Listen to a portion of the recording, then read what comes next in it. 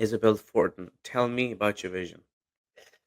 My vision is that every single leader out there in the corporate world, big and small companies, become human centered because leadership is about being there for your people and letting them do the job. It's not about command and control. It doesn't work. It's been proven that it doesn't work. It is about supporting the people. And the people, when they feel seen, heard, and valued, they will take care of themselves. They will take care of one another, and they will take care of your company or your clients. So that's my vision. Wow. Tell me more about that. Where did that come from and why that specifically? Well, the first job that I ever had right out of high school Hmm. was in the Royal Canadian Air Force. And in the military, you would think that it is command and control. And there are circumstances where command and control works in case of an emergency, like a real emergency, not a we need to deliver this on Tuesday. If not, nobody dies. But in case of a fire or a war or something like that, well, this is the time for command and control. But the rest of the time in the military, in my experience, it was very much who's the best person for the task. So, whose natural ability will serve the team better to do this specific task? And regardless of how long you've been there, what your rank is, you got to do that task. And what that does is, A, everybody have to put their ego aside because it's the mission comes first. But the second thing is that you as an individual, you feel seen, heard, and valued, and you know exactly what it is that you're contributing to the team. Because if the big boss is giving you something in particular to do, that means you're the best at that job. Mm. And when I left the military and I joined my first corporate America job, I was shocked, and not in a good way, on how little leadership skills all my bosses had. And you know what, Harry? It wasn't their fault because in corporate America, people don't get leadership training. In the military, everybody gets leadership training. And leadership is a skill and it can be learned and it should be learned. So now that's my focus, and that's why it became my focus, so that we can develop these skills so that every single leader can have the tools to manage their people better. That's awesome. I completely agree on that. Like, we need to have better leaders. Uh, I Yeah. haven't had much experience with corporate America, just very little, but I have heard stories and I've heard people talk about it. And it is even yesterday, I had someone on my podcast, and they were leaders, and they were in the leadership space. They said that I didn't believe it until now that people don't really leave companies; they leave bad leaders. Yeah. They leave It's, bosses. yeah. And you know what? It's been proven, and I can't remember who was the author of that particular research, but it said that your manager and your leader and the people that are in quote unquote in charge of you at the office Hmm. have more impact on your mental and physical health than your own doctor. Really. Yeah. So I think that in the private sector, we overlooked that. It's all about getting the job done. No, it's about taking care of the people. The people will do the job. Mm-hmm. And people don't leave offices, and they either leave a company culture or they leave a bad manager. And employee turnover is extremely costly. It It's is 1.5 to 2 times their annual salary to replace an employee. really. Yeah. That's a lot. That's a lot of money. And Yeah. if you do it in the tech world, like it's $1 million easy.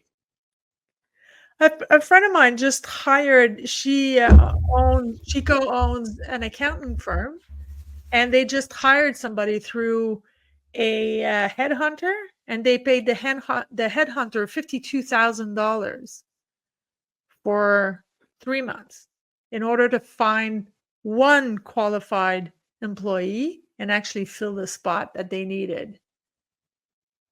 Wow. $52,000. So imagine if that person isn't the right fit for your team. Yeah, that's a lot of money. It is. It is. Yeah. Wow. That's a staggering problem. Yeah, I think that leaders also so far are bad with interview because they ask the wrong questions. Mm, But that's a two-way street. And thank God it is slowly changing.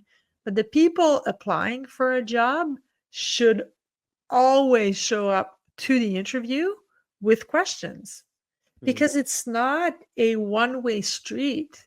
It's not, oh my God, I'm so lucky they're hiring me. Of course, sometimes there's a little bit of luck in that.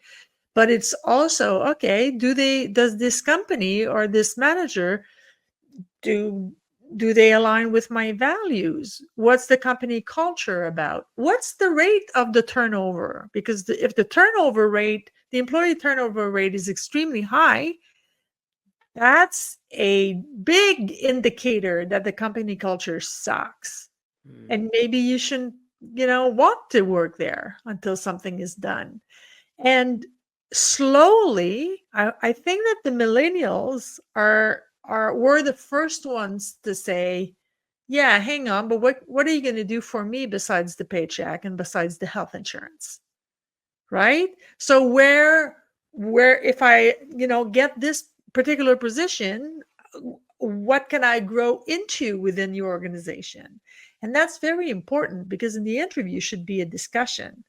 Where do you see me in 5 years? But where do I want to be within your organization? And is there room to grow? Or does somebody have to die of old age or actually retire in order for me to actually grow within the organization?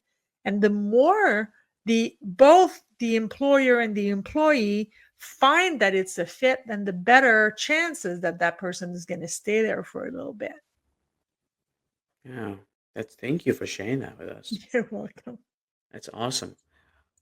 Isabel, where would you say that after you figured out that there's a huge gap in leadership in corporate America and that's what you want to fill? Then how did you get started on that path? I bet the entrepreneur journey, I know it's as not as easy as everyone makes it seem. It's a very tough pill to swallow and keep going. So how did that come around?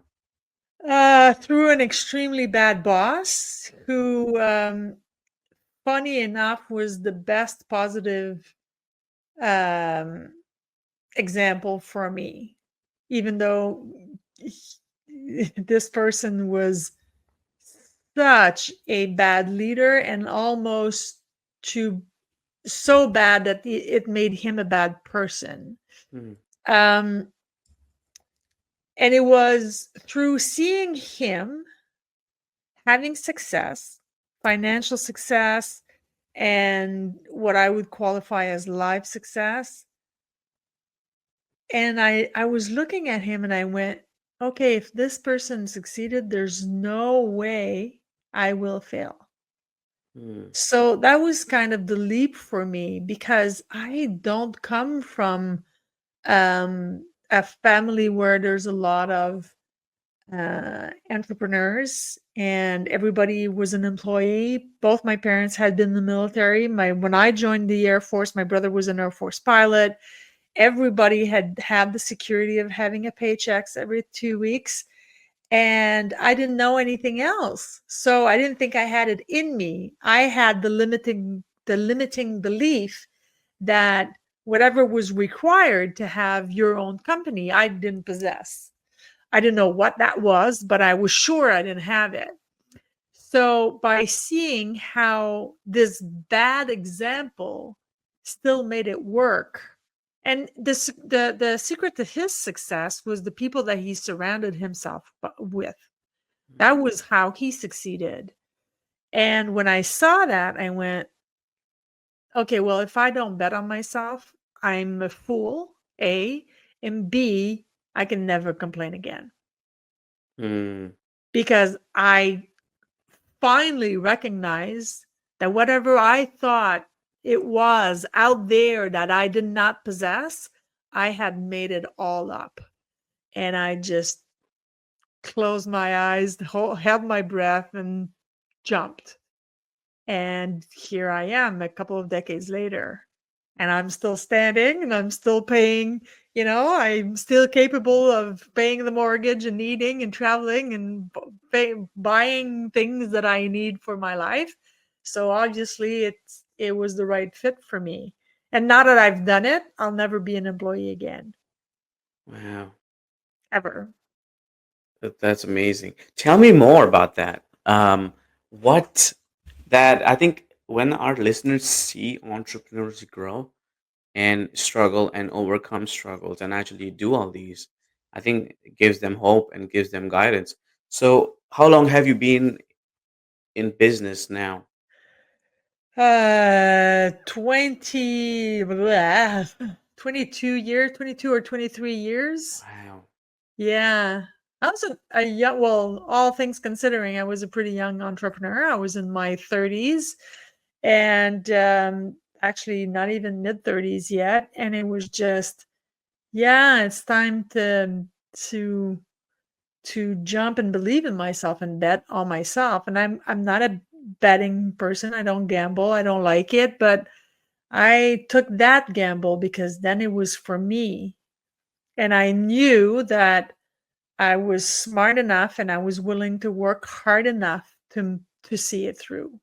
And there was nothing easy about it. And there are still days that are extremely difficult where you get up in the morning and you go, okay, and why is it that I've chosen to complicate my life this much?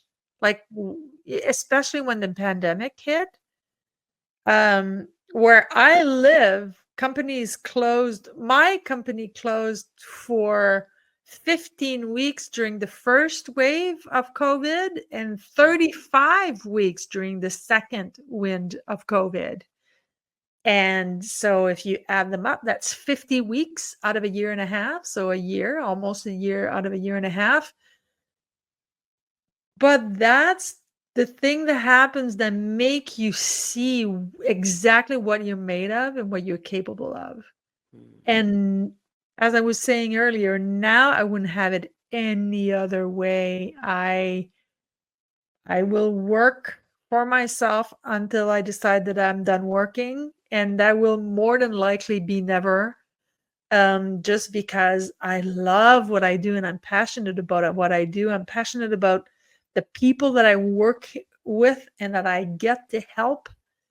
And yeah, but it's being an entrepreneur, there's nothing easy about it. Thank you for being here today. I'm really happy that you tuned in to Vision Pros Live. I'm looking forward to seeing your reactions as these episodes continue to move forward. This is going to get more and more fun. We'll have more and more engagement as well. We'll invite people to participate in the show. And thank you for giving us your time and attention. Have an excellent time building out your vision and becoming a Vision Pro yourself.